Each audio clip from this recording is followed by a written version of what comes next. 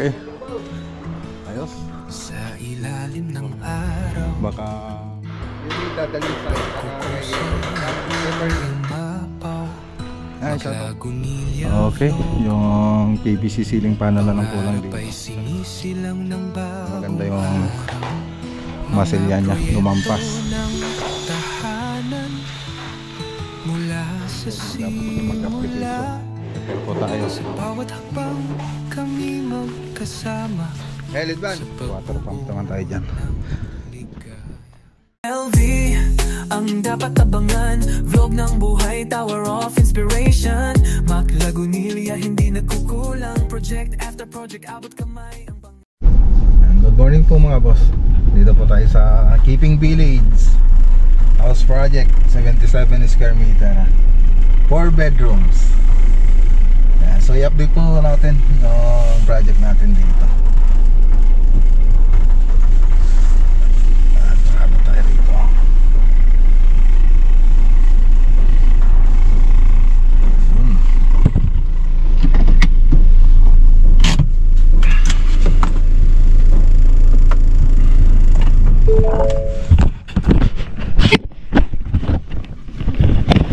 Roof framing.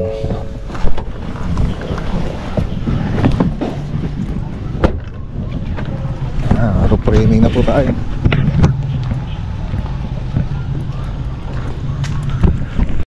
So ito po yung perspective niya mga boss. So siyempre magdedepende na lang po yan doon sa kulay na mapipili nila madam. So yun po yung ano natin dyan. Tapos mga tiles na ilalagay dito. So kung ano pa yung mga tiles na ilalagay, siyempre doon na lang po mag-iiba yan.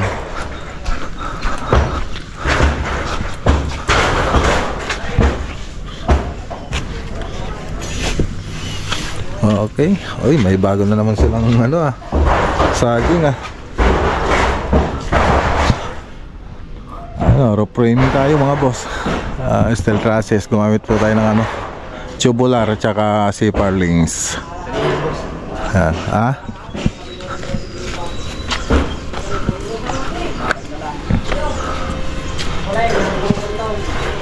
okay. Ayos.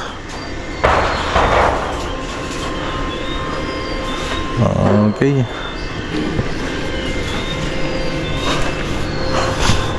Sitting room 1. Okay. Tapos ito yung CR. Ito na. Room 2. Tapos room 3. Ang taas no. Ang taas.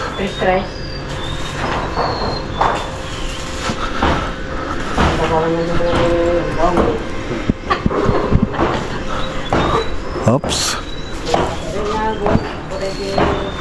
Okay.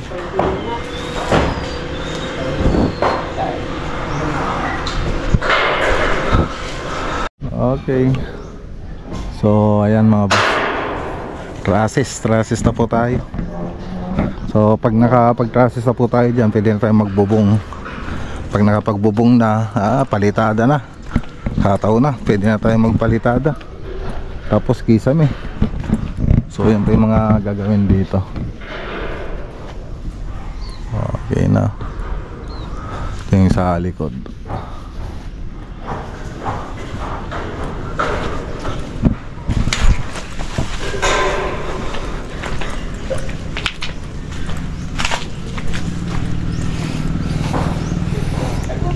Okay.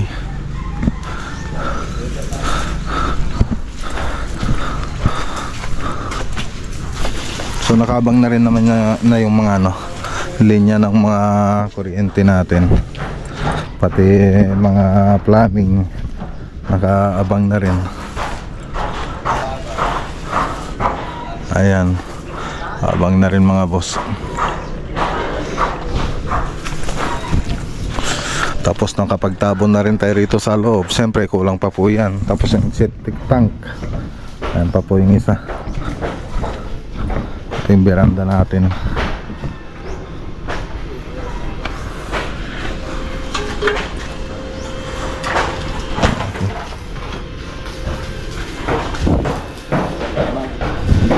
Ito po yung sa may salas nating banda.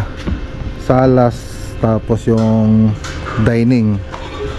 So makipot lang kasi siya. Maganda sana po siya kung high ceiling, kung maluwang yung lugar. So ang gagawin natin, baka dito mataas po to, tapos medyo bababa na lang po dun.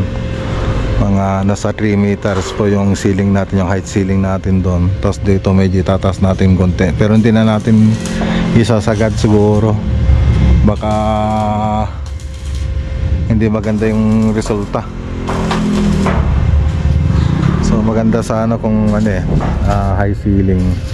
Yan lang kino-consider ko rin kasi yung lapad na ito. Lapad luwang nung area, tapos yung ceiling.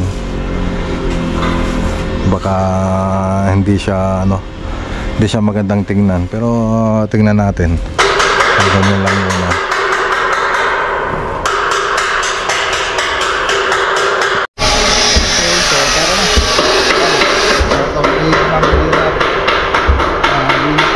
Dadalhin sa kay ng peppermint. Pero para sa isa baka kami talapado. Okay. Yan, dito naman tayo. Dito naman tayo sa Bakabak. Bakabak Kamiling Tarlac Project.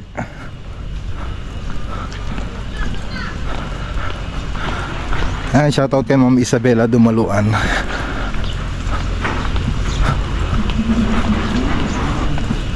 Oh, may nagbibideo kay yata. Iba na yata ginagawa nila.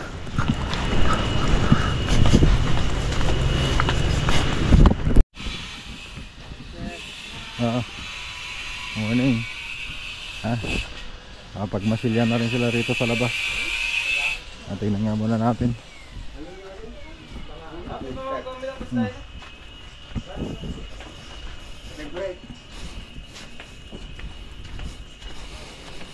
Ate, group lang to por mana.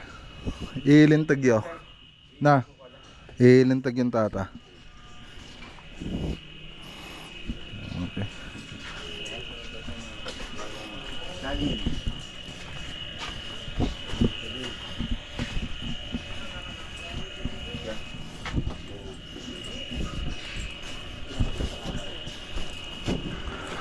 So dito, PVC ceiling din to, lalagay rito.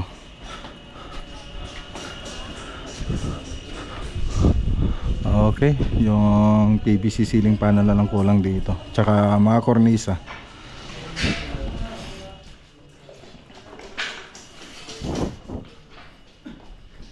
Apay ba di kayo pinagkabilit din ay?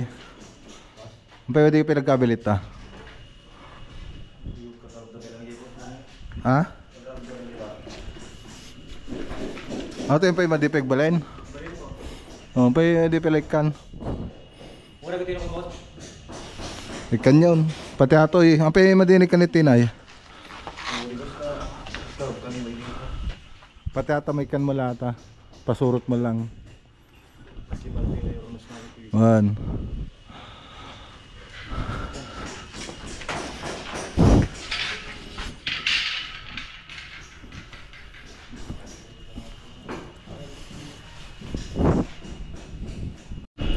Okay, dito nilatag na yung spandrel dito. So ito na kayo, mga group na ito ipapaayos natin yan, papa-straight natin yan. Dapat straight na straight. So dito, so yung ilalagay kasi dito yung PVC na po yan yung ilalagay dyan. PVC. Oh, ba't nilagyan nila ng framing ito? Teka, madi pala mang gargarawan na ito katungtog ni architect.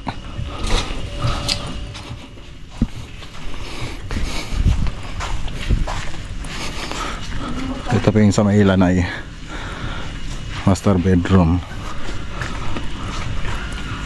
Okay, yung mga detalye ng kulay na ito, so makikita nyo po yan pag nag-final color po tayo, pag nalagyan na ng mga shades para sa mga accent. So ngayon puro puti pa lang po yan kasi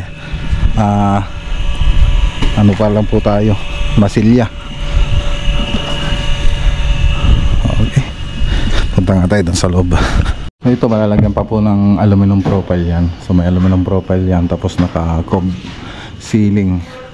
Tapos dito may aluminum profile din, pero nasa side yung aluminum profile na ito. Tapos nasa na yung perspective nga, nakalimutan ko na yung design, yung perspective na ano, drawing.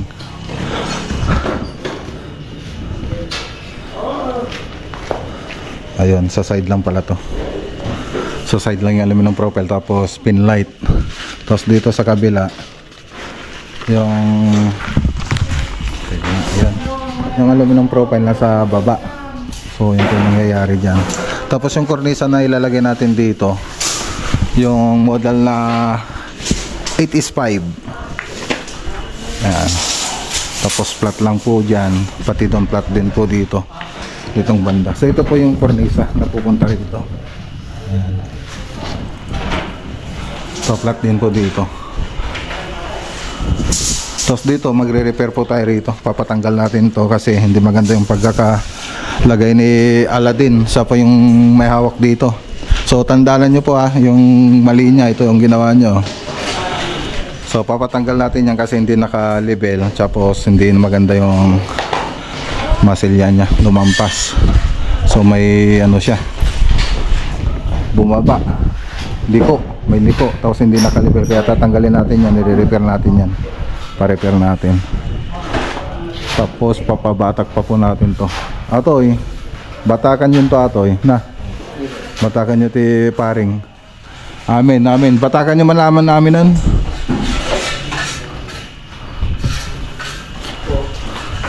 Tapos ito yung room 1. So naka cove design. So may closet pa kasi rito, kaya nag-adjust tayo ng cove design dyan. May closet. Tapos ito yung CR. So hintay lang po natin makapag-tile sila, tapos saka tayo magkikisame. Kasi sagad na po yung tiles natin dyan para doon sa kisame. Tapos dito hindi pa sila nakapag-takip. So dito kasi may partition pa po dyan para sa walk-in closet. So dito yung bandang closet, walk-in closet.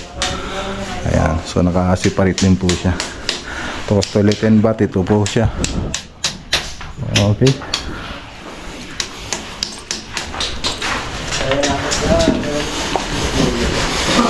So yun. Datali pormanan. Okay, so yun po yung nirepair natin. Aji tanse yo, ikanyo tanse tamo yo ti pagpapababa nyo. Tanse nyo ti igid kinigid. Sana mo yo ti pagbaba nyo ata.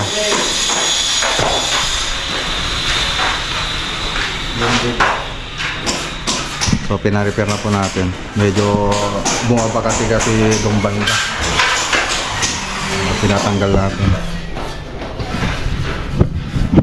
Ito nga pala yung ginamit natin yung skin coat dito. Context Superfine. Ayan. Cementitious polymer modified skin coat. Kulay white. So ito hindi na kailangan na i-primer bago skin coat. So sabi ni Context, yung mismong manufacturer na itong skin coat. So cementitious to cementitious. So cementitious po ito kasing wall natin. So hindi na natin kailangan na i-primer bago mag-skin coat. So direkta na po siya na ipapahid yan. So pag nakapagpahid na tayo ng skin coat, saka na lang tayo magpa-primer bago yung kulay. So yan po yung proseso niya. So yung ibang skin coat kasi nagpa-primer pa sila bago magpahid ng skin coat, mag-application. So dito ano muna, magpahid mo tayo ng skin coat bago mag-primer.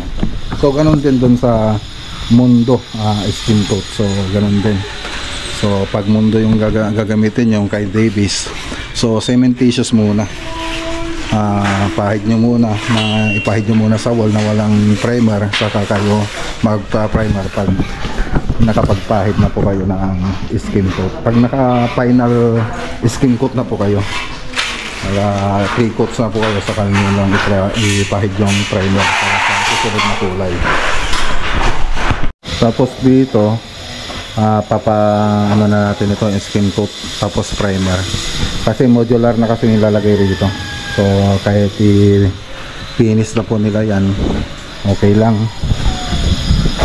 So tapos dito kahit hindi na, kasi concrete counter naman yung ilalagay natin dito. Okay. Repair po tayo. So pwede na rin maglagay ng ilaw dito. So kwentahin ko na yung mga ilaw na pupunta rito. Ano man natin para madida nga mapaypayatan, isandag mo. Isubli mo natin i-tablet ka para madida nga mapaypayatan. Ata.